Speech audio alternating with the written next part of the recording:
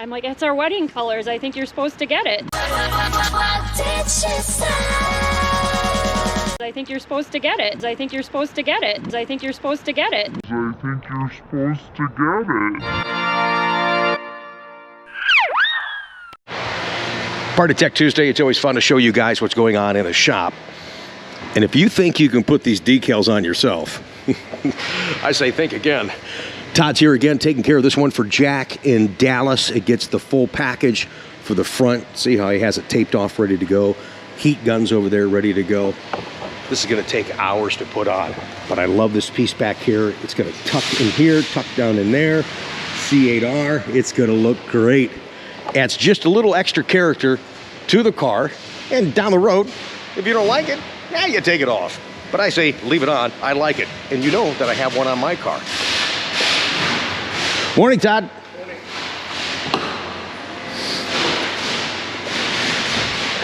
There's the red Z06 emblems.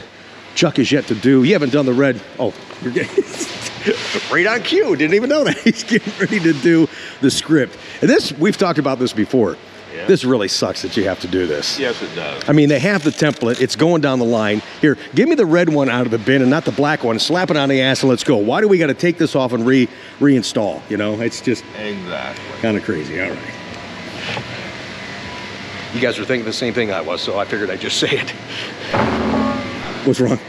This is a little bit different. Going downward slope. The Stingrays are on upward slope. Yeah, we talked about this yesterday, how the contour is just a little bit different. So it's the first time you had to do it on the Z06, I think. Yeah, it's the first one on Z06. Probably should have done it on the rack so I could raise it up. Right. Well, you got that cute little chair right there, so just have fun. Also, you lowered it. Okay.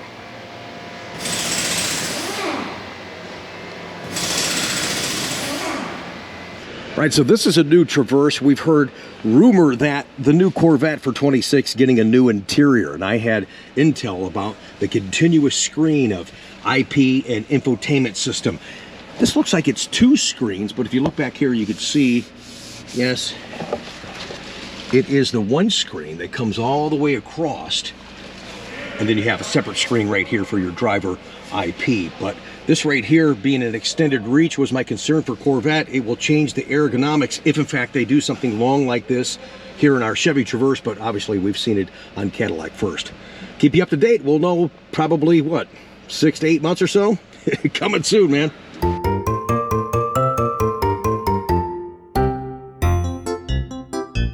Told you guys just recently we do a lot of out-of-state sales. We do a lot of out-of-state service. Once again, Joe is here from Michigan. He's getting some more stuff done. Just got his car, and once you get your car, you go crazy. You go really crazy, man. You did. Oh, yeah. You did one thing that Joe and I were just talking about that Chevy did when the C8 first came out. We got the first order guide, and it was not even quite a brochure. They showed the glass top with the painted edges. And I said, wow, that's great. That looks just like the carbon fiber top. You should have been doing that. All of a sudden we got an email, oh, sorry, we made a mistake. Now, you did make a mistake because you're not doing it. Joe just did it, and look at this on his glass top, how it carries this line continuous from the B pillar into the A pillar. This is perfect. Joe, nice job on that. That looks great, guys. You got a glass top. This is not vinyl. This is paint. You got a glass top. Do this and see how it just flows with your car. Now, what you didn't do, and we don't have it in here. And I've told people, if you order stripes on your car and you get a glass top, now you did the roof package. Exactly. Okay, so you didn't get it. Exactly. But believe me, if you would have just ordered just the glass top, oh yeah, for real. They would have put, people are like, do they really put the stripes over top of the glass? Yes, they do. If you order a carbon fiber roof and that's the only roof and you do the stripe package, it's going over top of that. They did it on ZR1 and everything. I don't know, it's like, so this is good. He changes it out so he does have both roofs. That's why the stripe does not continue on the glass top, because it's the extra top. Had it been the only top, yes, Chevy would have put them on there. And it probably wouldn't have looked so bad, but it just looked funky. Yeah, from, looking up and from the inside. You're like, okay, so much for the glass top, everything's blocked up. Yeah, exactly. No, exactly. Great to see you again. Joe's down here for the Chosen Few Spring Fling at Quaker Steak. We're going to try and pop over there and maybe share a little bit of that with you guys. Maybe we did already on Sunday. I'm not quite sure. This is our Tuesday segment, so mentally I'm not sure where I'm at, what day it is, but thanks for being here anyways. No yelling at me on camera, okay? Why should it be any different than the other day? Well, this is true, but not on camera. Oh, okay. Now officially welcome to Tech Tuesday. I don't have to chase him down and throw stuff in his face. Got you to sit down just for a minute, but it's been tough. We've got cars, we got this wood, we got cars all over the place you guys can't see that we've been trying to get prepped for days, and you just keep getting stuff thrown at you, including a camera thrown in front of your face. So thanks for the 10 minutes. Yeah. I mean, you've had people that had appointments scheduled to drop off their vehicle to be worked on at the end of the week and said, oh no, I changed my mind. I think I'm just going to wait on it. Yeah. It doesn't work like that, guys. No. Oh my gosh. I'm sorry for Sunday too. Ricky was just tired, quite honestly. But we did get a coffee with Conti up, and somebody put in the comments, they go, by the time we got this up, Rick, it was time for beer. Whatever it was that you were drinking, thanks for joining us. That really was a must watch. It really is the essence of my channel with the great stories and experiences around this car. If you didn't see that, please check out that link in description. And I think every husband in America was yelling at the screen when Mike's wife, Heather, said this. I'm like, it's our wedding colors. I think you're supposed to get it. I think you're supposed to get it. I think you're supposed to get it. I think you're supposed to get it. I think you're supposed to get it. Oh yeah! Honey, did you hear what she said? We should buy it. That's right. Don't let anybody hold you back, man. Stop dreaming, start driving. Absolutely. Heather and Mike were fantastic, and the letter to Santa with Tom and Maria, that was wonderful too. Again, Coffee with Conti, check that out, link in description. Also too, I told you guys, it was the other day, you had a chance to even see Coffee with Conti yet. The video Chuck saw just before Sunday show, very detailed on the market, and I told you guys I had some conflicting report on dates for the end of 2024 production and the startup of 2025. I've been talking to some of my Chevy sources, and already they saw the video and they said, yeah, this email said this, but the PDF presentation said this. So we'll be doing a follow-up because I'm getting rumors that production for 24 might even carry into August. And that's not what I had read to you guys. That's not what the memo said from Chevrolet. So I do apologize. I said it probably would change, and that's pretty much been this car from its inception. And one last thing real quick, we got some good emails and some text messages I want to share with you guys. Just booked it. June 19th, I'll be at the NCM Motorsports Park. He won't because he doesn't go anywhere, but I'll be there driving the E-Ray to share that experience with you guys, finally everything. And then really what I want to take away from that is not only that you have the opportunity to drive E-Ray on track in Bowling Green, Kentucky, across the street from the museum at the NCM Motorsports Park, but really, what would I choose? Would I choose the E-Ray or the Z06? I did a small autocross, and I already have an impression on that car, but I want to get it on track. And then I'm going to do their level 1 tracking. They've changed it up a little bit. I'm going to participate, share that with you guys. And there's a chance, as we're talking, I said there's a little surprise and a special announcement coming. It's not official yet. We're trying to come up with a Rick Conti Experience Day at the NCM Motorsports Park. So we'll let you know all about that. That will be something that I'll be honored and very proud of. In fact, the track has already offered me at the Caravan an hour stage time to have a conversation. So if that happens, I'd really like you to be there. I mean, I could talk forever, but I don't know about an hour. I may need some filler. I don't know. We'll let you know if that's all confirmed. But I mean, those are things that are going on behind the scenes and so much more that we need to get caught up on, including answering some questions for you guys for Tech Tuesday. Thank you so much for joining us. Hang on. Yeah, question. Who, Joe. Oh, yes. Tom. Who was the guy who gave me the leather jacket? Dennis from Newark. Okay. Gave you the leather jacket. Right. That was really nice. Just happened to be the same time that Joe. I figured you guys noticed that Chuck's a new attire. Turn around, please, if you would. Just a couple shout outs. You know, you guys don't have to give me anything, but I do appreciate everything that you do. Yes. But Joe from Michigan made this shirt for me. It's got the C8 certified Corvette technician. Yes. Got my name on it. Got the C8 logo on the back. Yes, it does. Nice That's shirt. right. I really appreciate it. I like it, Joe. Yeah, I'm probably going to order you some different shirts, though. These are a little thick for the summertime, and I know he's picky just like I am. I'm a perfect Corvette guy. Yeah. Doesn't like the flappers because it gets in the way of getting his cigarettes out faster. Yeah, we'll go with that, right? Yeah, the go pin. with that. All right, beautiful rides are coming up at the end of tonight's show. You got something that was texted to me, and I thought it was good to bring up to the audience as well, so let's share that. Sure. If you would. It says, I bought a 2014 Corvette to help my buddy's wife after passing. Aww. The radio is a mess. I'm not sure quite what that means. I have a radial pull and have rotated the tires. Now it's much worse the other way. Set for 2 years with low tire pressure. What's my next move with the tires and the radio? Thanks to Father Chuck. Being a 2014, if it's never had tires put on it, they just need replaced. Yeah. You'll probably never get the radial pull out of it. As far as the radio, I don't quite know what you mean by a mess. I don't know.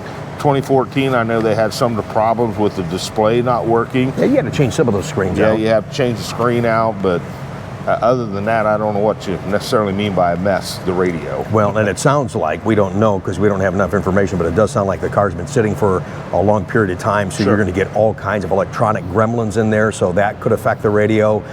There could be history codes in there. The battery. Yeah, all kinds. I would start there, look at the battery first and clearing the codes, and then see if the radio kind of fixes itself, but you probably need to have that replaced. Certainly need to get the tires replaced, because what is the protocol? Is it like 6-7 years? On Michelin, it's 6 years. Okay, 6 years. All right. So if those are 10 years old and they're original tires, chances are that they are.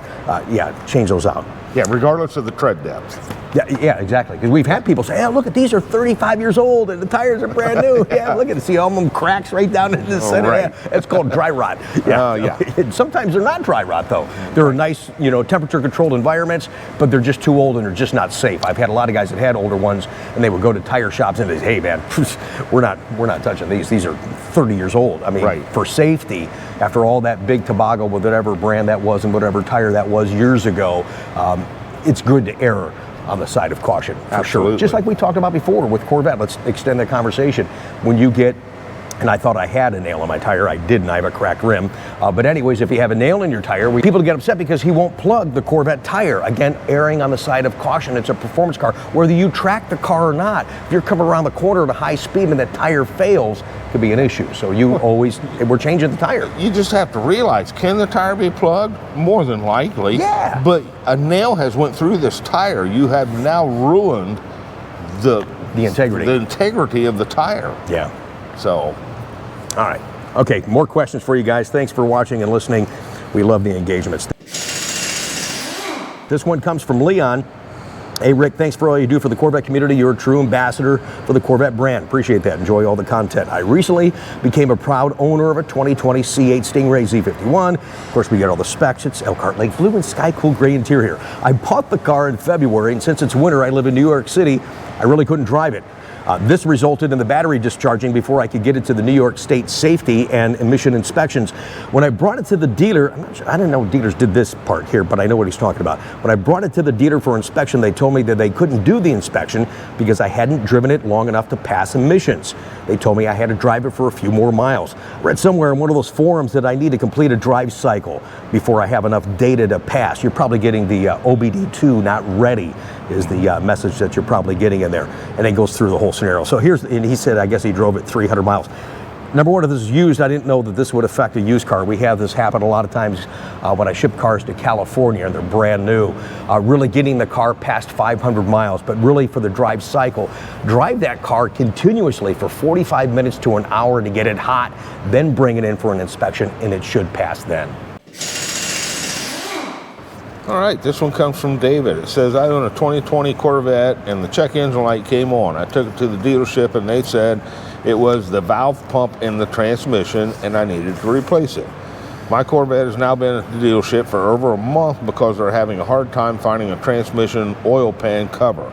I found one and brought it to them, and now they were saying that the hose didn't align. What's going on? Is this a problem that has been discussed before by you? No, but I mean, if you want to keep the warranty on this car, I suggest you let them get their own parts from General Motors. Yeah, that way they get a record of it. I mean, and it could be the right part, but you're bringing it in from another entity. So, I mean, therefore, it would be exempt from a warranty claim because it didn't follow the bouncing ball that GM has us follow sometimes, you know what I mean? Right. In that case. The last one Nate and I had that needed a transmission, it was there a month and a half before we got the transmission, so. And there's so many things that change year over year that aren't really published and discussed. Correct. That, you could get something that, hey, well, it's just from a 21 and it should fit on a 20. Well, not always the case. So again, let the dealer get those parts. We're having parts issues in other areas right now for the car. Transmissions is a conversation. We've been talking about that. But that conversation recently was really more about 23s and 24s, late 23s and 24s. And if you're affected by that, you'll be contacted in the mail from Chevrolet, or watch your mobile app, your Chevy app that you get for your Corvette for 3 years now with your purchase. So if you don't have that downloaded, get that, man, and use it. It's really a great tool. Here's one from Joseph. He says, Dear Rick and Father Chuck, I feel so bad that everybody still refers to you as Father Chuck, and I've not done the bit again for over a year. We got to do one, man. I mean, you're close with this new shirt from Joe. You're really close to the Father Chuck look. I really like it. Yeah, I know, that's pretty cool. Thank you for all the informative videos, and I'm new to the Corvette community, and I find what you guys do on the channel very helpful each and every week. I got a question. Got a 24 C8 Stingray with the Z51 package. I love the car. I can answer this one. With the amount of brake dust, it's driving me nuts. Is it true that Paragon sells those Carbotech 1521 pads, and will they cut down on the brake dust? And he's worried if they're going to affect his factory warranty. No, those won't affect your factory warranty unless there's a part that fails because of the brake pad. That's not going to hurt your warranty. Right. But yes, man, those freaking pads, Carbotech 1521s are a miracle. Just for street driving. You can't do any performance driving. No. Great video from Corey and I did in Iowa when I was at a shop at Paragon. Look at that link down below in the description. He describes all these different pads, all these different rotors, depending on the way that you're going to drive your Corvette. And I know I needed Z51 for a number of things besides the brakes, but I was just shocked. And I had heard about it. Right. Over the years, because I had a non-Z51 in 21, and people would just bitch and moan about it. And I said, what are you talking about? You know, mine are fine. I said, okay. I got a Z51. I was like, oh my gosh, this is horrible. I just caked on there. So yeah, there's a big difference there. And I've had mine on, I think, for like 2 weeks now. I've not really washed the car since I got back from the Bash event. You know, one time through a quick run-through wash, type of thing, but not really washed it. You know what I mean? They look fantastic. They're really holding up well and allow you to maintain and keep the appearance a little bit easier on the car. So I suggest them, and use Conti at, I think it's Conti Brake, I apologize, Conti Brake at checkout on ParagonPerf.com, and you get a 5% discount on anything brake related that you would buy. But definitely get those pads, man. Absolutely. And can I ask you something real quick on the pads, because I missed it when you were putting those on my car. We're going to do another video where you're going to put the track pads on. I've got a Z51. They're a little bit different to put on the car than the non-Z51. What are some of the quick differences? Well, I mean, on the non-Z51, you can pop the pins out of the pad and they come out. Okay. The Z51, the fronts don't have pins. Okay. You have to take the caliper off. Okay, and because you got to take the caliper off, are you disconnecting the battery? Or do you suggest doing that? No matter what I do with the brakes, I always disconnect the battery. Okay, you guys hear that? Yeah, no matter what I do. Okay. So all right, I don't want to take that chance. No, okay, perfect. All right, Tech Tuesday continues. All right, this one comes from John. It says, my question is for my 2017 C7 Z06. I'm changing out my front shocks. I had to change out the rears due to one leaking. My question is, when I change out the front shocks, will I have to update the mag ride data in the car as well? I know I have to get it realigned. Thanks again for all you do. No, the mag ride update was a computer program update only. So the computer's controlling the shocks. The fact that you replace the shocks, your mag ride update will still be there. Okay, yeah, good advice, yeah. Here's one from James. Says, Rick, I've been a subscriber for 3 years. Fantastic. You and Chuck are great. I've learned so much from you guys and about my car. Thank you to both of you. A couple of quick questions. Since the battery was dead, is it such a big issue with this car? When should you change out the battery to avoid problems as far as how long is a battery good basically in a car? What's your, was it 5, 6 years? Well, I have guys that change them every 4 years. Okay. So. All right. Since GM specifies high temperature brake fluid, this is good. I want to talk more about tracking when I get a chance to get my damn car on the track. Anyways, GM specifies high temp. I always like to throw little zingers in there once in a while. Hint, hint. He's trying to get my car fixed. We're going to eventually get it fixed. And an event coming up next month, as I told you guys. I'm talking about GM and the high temp brake fluid in your Corvette. In their track prep guide, they talk about removing it after each session. He goes, how easy is it to put this in and take it out? I don't really have the costs for you in that regard. I'll answer this other question, but as far as the ease, as far as depleting brake fluid, which you've got to put the high temp in mine yet, one thing I'm waiting to get done. Is that an easy process? Or? Well, the thing you really have to be careful with these C8s is if you introduce any air into the braking system, on the hydraulic braking system on this car, you're in big trouble. Big trouble. You got to have that special tool for the right amount of pressure. Oh, not only that, you have to have access to global GDS tools. Oh yeah, all the computers talking to each other. Yeah, it's not the old days. No. Not at all. Don't try to do it that way because it's not safe. No. I mean, please don't do that on your own. If you can get it done without introducing air into the system, go ahead, but I'm just telling you. And it takes a microscopic, just a little bit of air to set that system into default mode. And I remember that one time you got in and said, Rick, I don't understand what's going on. It wouldn't let the car move because it sensed there was a problem. He goes, but I got brake pedal. Right. All of a sudden I had good firm brake pedal. Oh yeah, went in one more and it found air in the line. Yeah. Well, So- every time I'd key it up, it would do a self-pressure test, and there was just enough air in the system that it would fail. Yep. And now the dash is lit up like a Christmas tree. All kind of warning indicators are going off, and it wouldn't let me move the car. So this is a good question about high temp brake fluid and tracking. You got to remember that track prep guide is for guys that are going to drive much more aggressive probably than you and I. That's really truly, in GM's mind, tracking, competitive, really serious tracking. That's why they say change that out after a session, because you probably break down the properties of that brake fluid. Now I got to tell you what I'm going to do with mine. This is the first time I said it on camera, and he goes, "Oh, Rick, that's wrong." You can say whatever you want to do, fact checkers. This is what I'm going to do because I don't drive my car to that degree. I'm not going to get as many track sessions as I want. And I know many other guys that have tracked, and I'm using their recommendation, they're going to put the high temp brake fluid in and use it all season, and then change it out at the end of the season. Use your daily driving, it's fine. They're not driving aggressive enough to the point where they're going to break it down. Furthermore, as far as change, they talk about the transmission fluid. And this guy told me this at one of my GM trainings and just at the bash. Change your transmission fluid out after 24 full hours of tracking. Then you want to change all the transmission fluid out, not after each session, okay? So I guess you really have to decide what type of driver you are, what level you're going to compete at. You know, maybe you're way above me and you're in that advanced class. I watch those guys in an advanced class, and it's fun to watch you. I just don't think I'll ever do that. Number one, I don't want to beat my car up that much, but I just don't think I'll ever do that. And it's crazy. I will drive my car more aggressive because of some of the things I learned recently, especially about the NCM Motorsports track and how they did a lot of research on the materials they use for their track and how that gives guys a lot of confidence. And it's almost like a golfer knowing how to read a green. When he told me that, I said, man, that's impressive. Now I'm ready to go. I can't wait to get back on track. Plus pit race, as I told you, and many, many more that we're going to share with you guys. But I think it's important to evaluate, not take, I guess, a lot of the track prep guide at face value. Look at you as an individual driver, look at the number of sessions, and then really decide what's going to be best for you. And really, like Chuck has said many times over, you can't over-service the car. So if you want to err on the side of caution, then just do it all. But, I mean, sometimes you really don't have to do it. So I'm going to put mine in once we get it in. And I'm going to run the rest of the season with high temp brake fluid in. And then we'll do the transmission fluid and we'll do all that stuff. And we'll share that with you guys on the channel and remind you what I did and why I did it. All right. So I can go on and talk about tracking forever. I'm so excited about it, learning and discovering and feeling that. But I want to give you guys some honest feedback from our experiences and what I intend to do, but also to intertwine that with what GM recommends that you do. All right. So hopefully that helps you. They got some great looking cars to look at now, Chuck. What do they got? Your beautiful ride. See?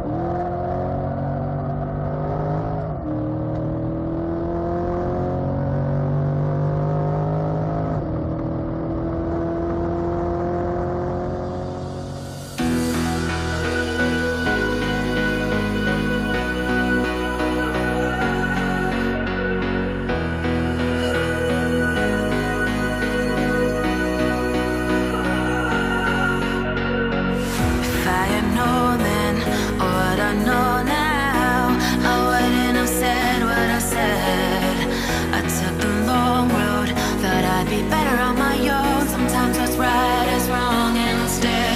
'Cause I was too young, and I didn't understand that you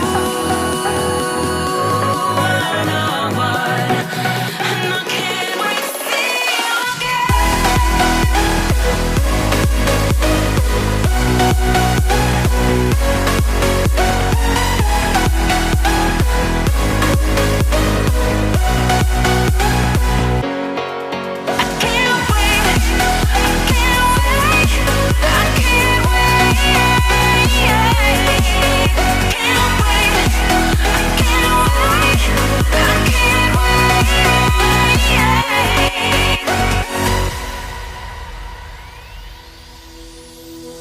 hindsight is fleeting, oh, and your heart's bleeding, and all you can see is red, till you discover it is within each other to forgive and make amends. If I had known then, or what I know now, I wouldn't have said what I said. I took the long road, thought I'd be better on my own. Sometimes what's right is wrong instead. 'Cause I was too young, and I didn't understand that you are the one. And I can't wait to see you again. Oh, I can't wait, I can't wait, I can't wait. 'Cause I was too young, and I didn't understand that you are the one.